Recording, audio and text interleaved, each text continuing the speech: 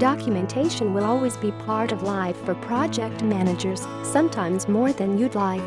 But how can you make sure it is useful and ultimately delivering value for your project? There are a few basics which, if you get right, will help guide you on the way to project success. Documentation. Often a dirty word in the modern project delivery environment, which loves to extol the virtues of approaches such as lean and agile. Those approaches can be extremely useful if used appropriately. However, when planning large and complex projects, then documentation will always be part of life. The documentation could be management work products created only to aid the delivery of the project brief, communications plan, exception plans, etc., or an actual deliverable of the project, test plan, software release note, user training materials, etc. The key is to produce effective documentation that actually adds value and to avoid the creation of shelfware. But how to achieve this?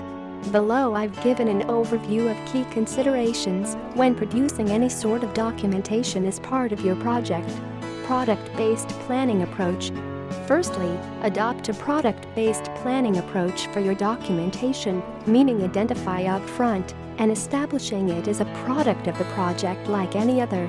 As such, abandon the negative label of documentation and instead refer to them as work products. During your initiation startup phase, you should be aware of every single document that needs to be delivered during your project. Who for and why? Product descriptions. Before you try to produce any document, you should first be defining and agreeing on a description of what the work product is. This will make sure you set off down the right path and don't waste time creating something different from what users imagined or that doesn't help anyone and truly does become shelfware. Define what format it will take, what content it will have, what information will it provide, and what it will not provide. By producing product descriptions, they can also be used as a benchmark set of verification criteria to review the work product against when it is produced by the project at a later date. Ideally, your organization will define standard work products as part of your tailored lifecycle approach and define standard templates which automatically direct authors to meet the product description almost by default, reducing the chance for issues later. Configuration management control. Your work product will likely go through many versions before it is finalized and then may change yet again at a later date. The mechanism of this change needs to be understood and defined in advance because uncontrolled change could potentially have a disastrous effect on the project. If the design of a bridge was changed, but the construction team not informed or the material order not updated, then the project will soon hit major issues. The key consideration here is to identify and define the required level of configuration control depending on the nature of the work product. For simple items which don't require any level of formal control, think emails, etc., we clearly shouldn't waste time or effort. However, for more important work products, we should look to bring in version numbering as a minimum, recording when versions have changed and what the associated content change was. Beyond that, we would look to record who updated and approved the version changes, a communication process to inform stakeholders of changes, and in the most critical of cases, a formal change control process. In this case, any change to the work product needs to be formally requested via a change request, CR, sometimes a request for change, RFC, submitted to a change control board, CCB. Your organization should define standard levels of configuration control and then define what level of control each work product requires. Do this by creating a project or organizational level configuration management plan. Quality review and approval. There's no point the project expending effort on a work product if it doesn't meet its original aim, that is, if it is not of a required level of quality. At the planning stage, work out who needs to review and approve each work product using a peer review process. The approach and associated logistics to work product reviews should be planned in a project quality plan, covering things such as the process for the reviews, what tool will be used, timescales for reviews, etc.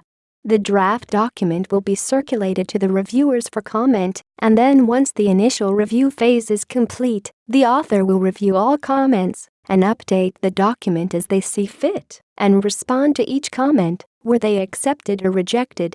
The document will then be circulated for a shorter second review period for reviewers to confirm that their comments have been addressed or that they agree why they might not have.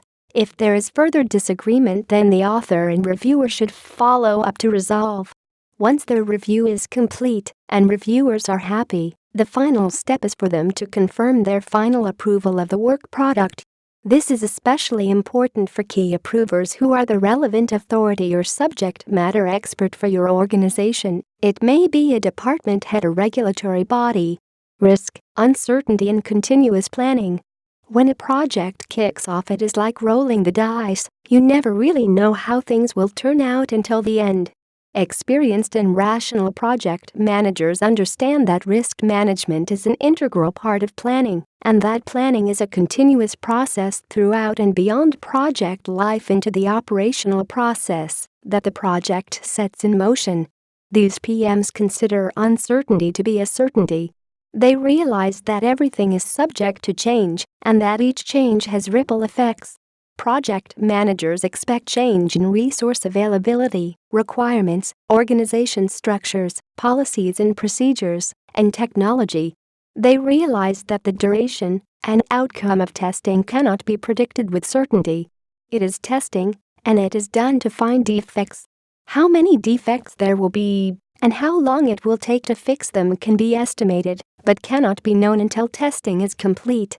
Other stakeholders may not be as understanding about risk and uncertainty as PMs. Many are uncomfortable when they do not have a solid sense of what will happen.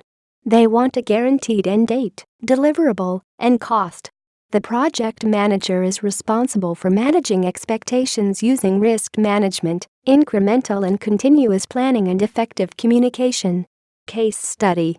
Let's look at an example. A complex organization decides to acquire a commercial off-the-shelf COTS software package as the vehicle for transforming its operation by automating key business functions, including tactical decision-making. The decision to go the route of a COTS solution was in keeping with generally accepted best practices to avoid the costs and risks of unnecessarily developing custom software. The risks of the COTS approach were considered. They included the realization that the organization would be reliant, to at least a degree, on the continued support of the vendor and constrained by the vendor's release cycle. There was a commitment to minimally customize the software, to minimize cost and complexity, make needed changes to the existing business process, and moderate the risk associated with significant changes to the product. The project was planned and kicked off. A qualified vendor was selected in a formal and well-regulated procurement process. The vendor, assuming a large ongoing revenue stream from other services to be offered to the client, cut its price and in effect bought the contract. They took a risk, consciously or